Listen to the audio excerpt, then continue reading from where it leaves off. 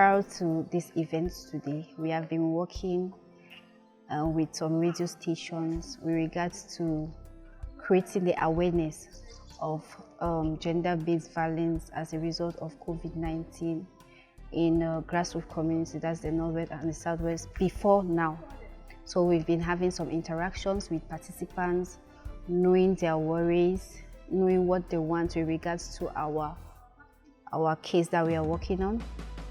And today was another phase of the training, which was the capacity building training with regards to gender-based violence, human rights. I want to talk about human rights, and the reason why there's no presentation because I want us to go back to the very fabric of our community and society. Who can, maybe in one sentence, what is human rights? Their rights to a being that cannot be refused, that being. Thank you. Well, I think the human rights are a law or a norm where first no fit change and just as Israeli talk and it be backed by something. So all of us we get to enjoy them, and when it reach for the point we will not enjoy them. Now while we see we take and go for some big people then where they fit try for ionize all the issue. Okay. Human rights. In as much as you be created by God, and God give you that right.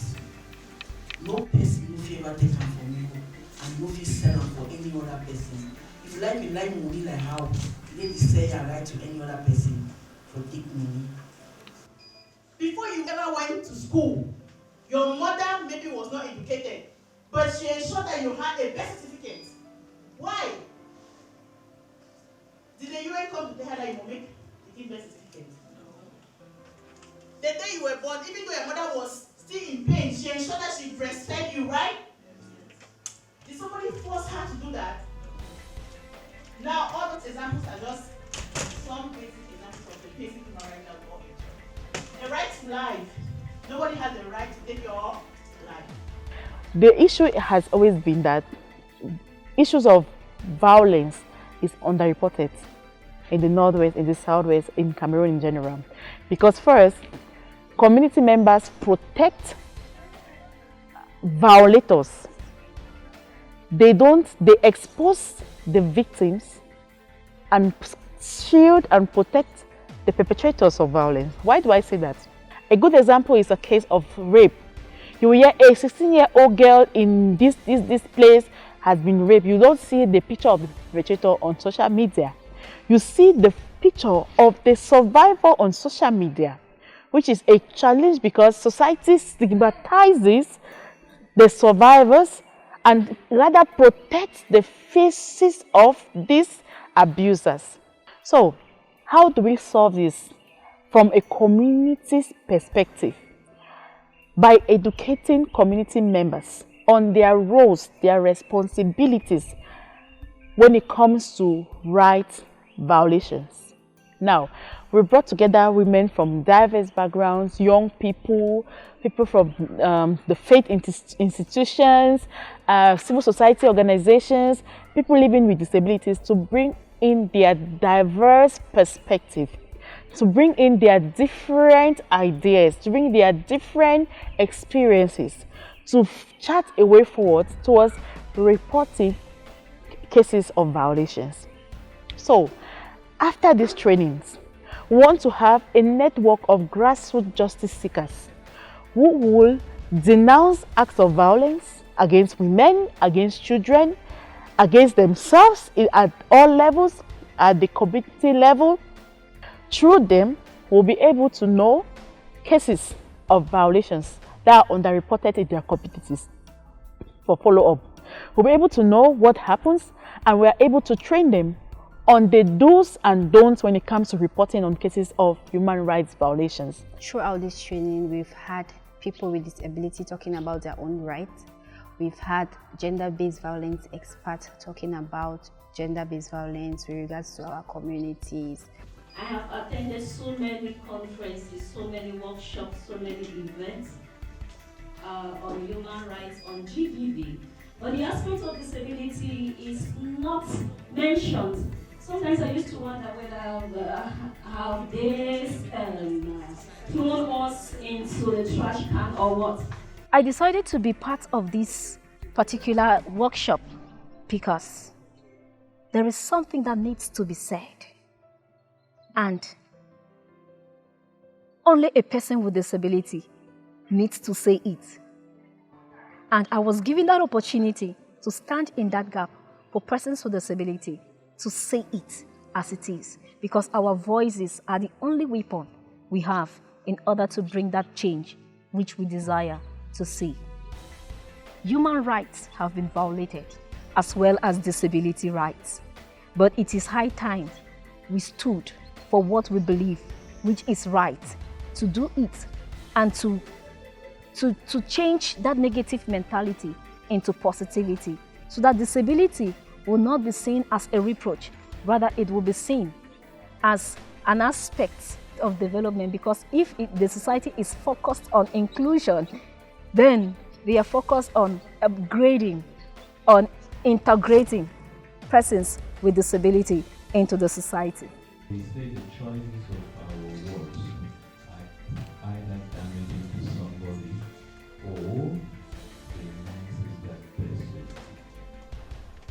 During my presentation, I talked about the importance of identifying the facts about what you want to report. I talked about the 4 W's and 1 H in communication, which are very essential for you to identify the what, where, when, who and how of the human rights violation you're talking about. And so it was equally important for us to talk about objectivity in reporting, as mentioned, the fact that people have their sight in conflict situations, and whether we like it or not, that's a fact that exists. And it's important that while reporting on issues of human rights violation, nobody is supposed to know which side you belong. So it's supposed to be clearly objective as possible. And so we quickly talked about the aspect of safety, which is very important. As human rights defenders, you might not want to put yourself in harm's way, as well as the safety of the victim. Maybe you've identified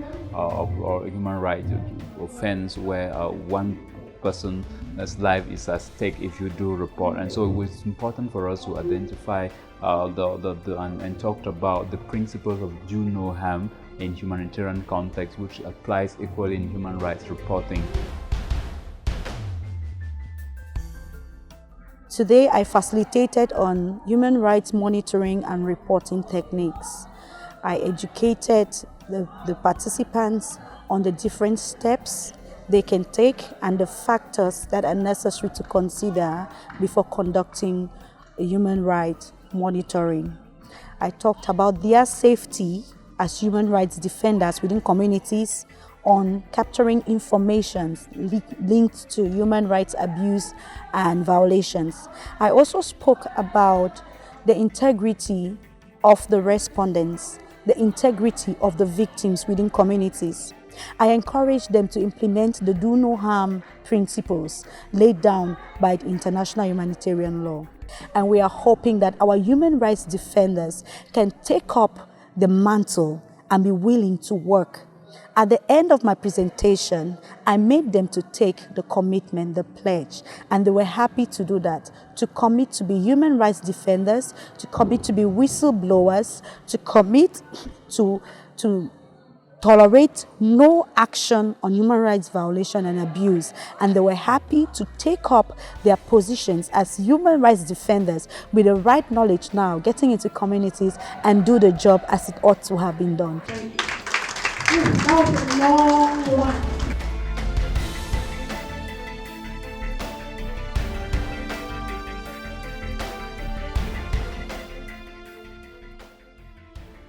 If you take 5 children from GHS Buea who started work last week, you take 5 from Baptist High School Buea who started work last week, you take 5 from Sase who started work last week, you take 3 from Bishop Rogan College who started work last week. That is already 18. That is 18. So you see that you have 18 perpetrators out there in our communities. 18. That is bad. It is bad for business. It is bad for communities, it is bad for family upbringing. Because if they don't have the money to feed these their new habits, they will steal. They will assault you. They will beat you up and seize your handbag. They can even kill you. So you see, that is how we have more violation in our communities. That is how we have more abuses. So it is our collective responsibility to curb these excesses. The presentations were awesome, amazing, and this is very timely because looking into the context of our society today, we see a lot of violence, an increase in violence, especially against women. So with this training, this workshop, the different participants and the different ideas they brought in, we realized that they had to touch all the different thematics needed for young women in the grassroots on how to fight or to stop and how to report gender-based violence in communities. I learned throughout this seminar of today the fact that we have to include people with disabilities in everything we do. We should not only add them on our projects, but if we have a project, we have to include these people with different disabilities. For example, someone who has a visual impairment, someone who has a hearing impairment, someone who is a wheelchair user. We have to involve them from the inception of this project, the design of this project, the implementation, and why not the monitoring of the project. The workshop was very good. I've learned so many things. There were some rights I did not know. I learned from the workshop. I've learned so many rights, especially rights, human rights, and rights concerning gender-based violence. We also had a mini group discussion with market women, teachers, students. They gave us their own challenges with what they are facing in the communities, which we took them down. We later on came back as a group. We discussed, everyone talked about their own perspective and where they are coming from and possible solutions, which we took them down for further follow-ups. We have emotional and psychological abuses, both male and female. And what you just have to do is sensitization on the values of respect for one another. If you respect someone, you will always and you will never abuse the person. You will not abuse this or right. Sometimes women are being harassed sexually by their pastors. The church, they sleep with their pastors, sleep with them.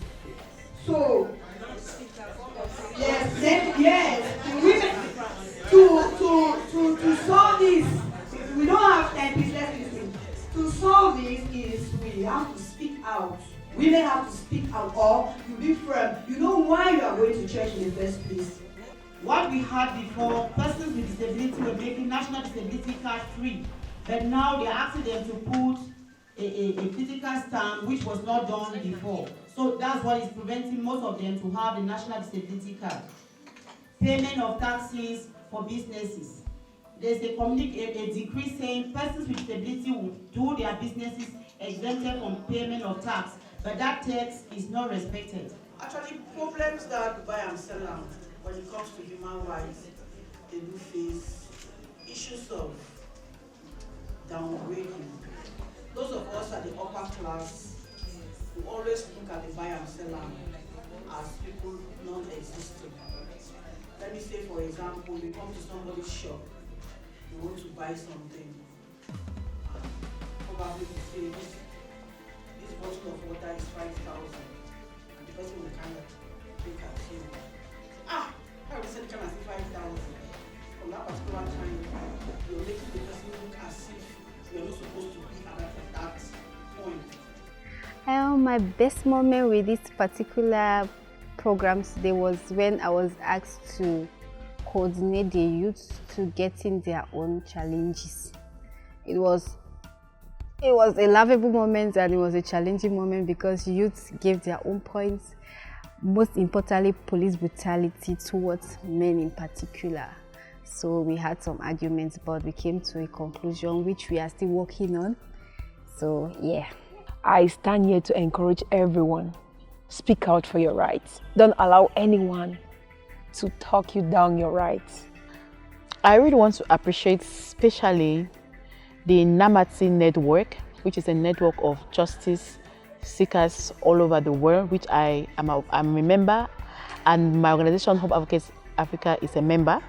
Through NAMATI, we're opportune to have a funding from the Global Fund for Human Rights through the COVID-19 Justice Fund. And it is thanks to their generous support that we are able to implement this project, to bring together grassroots justice seekers, to bring together people from the nooks and crannies of all parts of community level. And it has gone a long way to also empower and reach out to other grassroots justice seekers in Cameroon.